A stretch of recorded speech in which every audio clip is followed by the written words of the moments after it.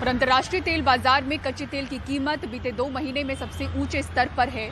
करीब 85% oil import पर निर्भर भारत के लिए ऑयल इंपोर्ट का जो बिल है वो फिर से किस तरह से बढ़ रहा है, महंगाई के मोर्चे पर चुनौती किस तरह से बड़ी होती जा रही है, हिमांशु शेखर अपनी इस रिपोर्ट में बता रहे हैं।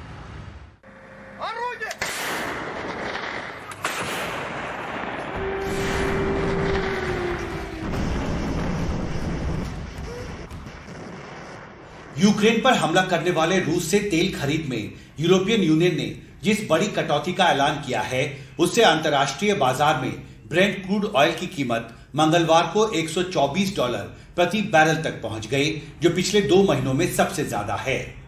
पेट्रोलियम मंत्रालय के ताजा आंकड़ों के मुताबिक 31 मई 2022 को कच्चे तेल के इंडियन बास्केट की कीमत बढ़कर $118.31 प्रति बैरल तक पहुंच गई। इसके साथ ही मई महीने में कच्चे तेल के इंडियन बास्केट की औसत कीमत $109.51 प्रति बैरल पर पहुंच गई। अप्रैल में कच्चे तेल के इंडियन बास्केट की औसत कीमत $102.97 प्रति बैरल थी। जाहिर है, बढ़ती महंगाई को नियंत्रित करने की कोशिश में जुटी भारत सरकार की मुश्किलें बढ़ती दिख रही हैं। मंगलवार को 2021-2022 की चौथी तिमाही में जीडीपी की विकास दर गिरकर 4.1% रह गई।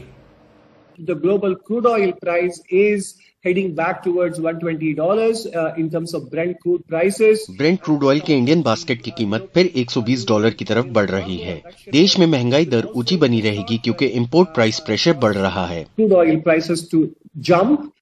हालांकि भारत सरकार कच्चे तेल के मोर्चे पर बढ़ती चुनौती से निपटने के लिए आश्वस्त नजर आ रही है।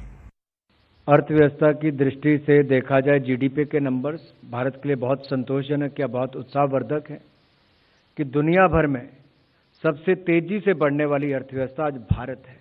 8.72% की दर से बढ़ना एक अपने आप में दिखाता है, 8.72% की दर से तो अपने आप में दिखाता है कि बहुत तेजी के साथ बढ़ रही है और दुनिया ने इसको माना भी है।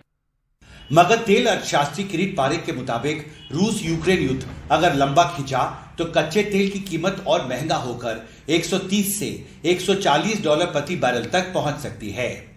भारत के लिए बहुत चिंताजनक बात है, क्योंकि एक दफे जो ये यूक्रेन की जो लड़ाई चल रही है जल्दी खत्म होने वाली नहीं लग रही है।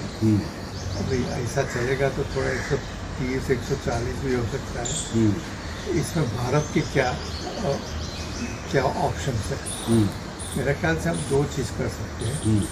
एक तो पहले हम ईरान से क्रूड लेते थे रुपीज़ में और बार्टर में, कि हमको एक चाल करना ही चाहिए।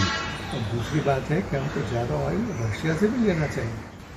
पिछले ही महीने भारत सरकार और कुछ राज्य सरकारों ने पेट्रोल डीजल की कीमतों को नियंत्रित करने के लिए उन पर एक्साइज ड्यूटी घटाई है, लेकिन इसके बावजूद पेट्रोल और डीजल पर टैक्स का हिस्सा अब भी ज्यादा है।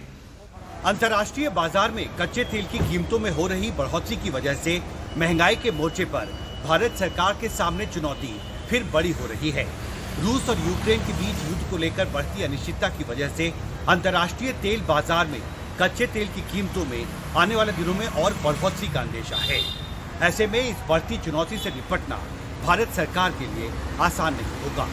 दिल्ली से सचिन के साथ हिमांशु शेखर, एनडीटीवी इंडिया।